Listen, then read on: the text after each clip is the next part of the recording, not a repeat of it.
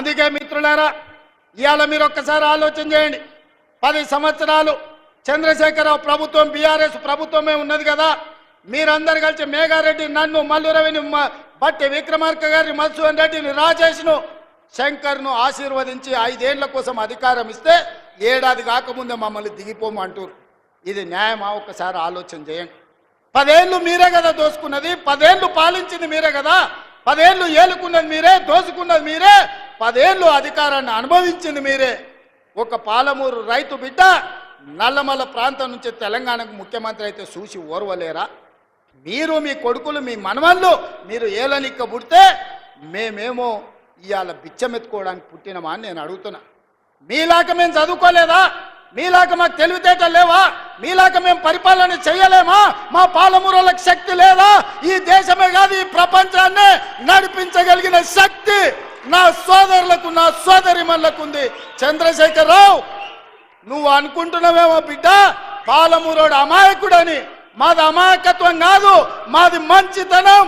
మా మంచితనాన్ని నువ్వు పరీక్ష పెడితే తిక్క రేగిందంటే డొక్కజించి డోలు కడతాం. మా సోదరుల సంగతి, మా జిల్లా సంగతి ఇంకా నువ్వు మొత్తం చూడలే. నువ్వు అనుకుంటున్నావేమో వీళ్ళ అమాయకులు అరికథలు చెప్పి నమ్మించొచ్చని. ఈ అరికథలు, పిట్టకథలు నడవవు చంద్రశేఖరరావు. చాలా మందిని చూసినాం. నల్లమలకు రా, ఒకసారి తెలుస్తుంది మా పౌరుషం ఏందో. నల్లమల అడవుల నుంచి దేశానికే నాయకత్వం వహించిన పటేల్ సుధాకర్ రెడ్డి మా పాలమూరు బిడ్డ, మర్చిపోకు. పౌరుషానికి, పోరాటానికి మా పండుగ సాయన్న మా పాలమూరు బిడ్డ, మర్చిపోకు అని నేను చెప్పదలుచుకున్నా.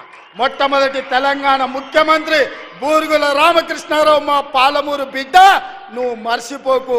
ఉత్తమ పార్లమెంటేరియన్ వచ్చిన మా జైపాల్ రెడ్డి మా పాలమూరు బిడ్డ.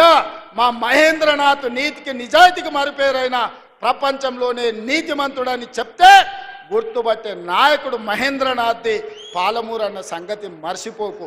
ఆనాడు అంతెందుకు తెలంగాణ కోసం మొట్టమొదట గలం విప్పింది, గజ్జ గట్టించింది, ఇదే ప్రాంగణంలో సమావేశం పెట్టింది డాక్టర్ జిల్లెళ్ల చిన్నారెడ్డి. 2000 సంవత్సరంలో తెలంగాణ రాష్ట్రాన్ని, మళ్ళీ తెలంగాణ ఉద్యమానికి ఊపిరి లూదింది డాక్టర్ జిల్లెళ్ల చిన్నారెడ్డి, పాలమూరు బిడ్డ అని మర్చిపోకు చంద్రశేఖరరావు.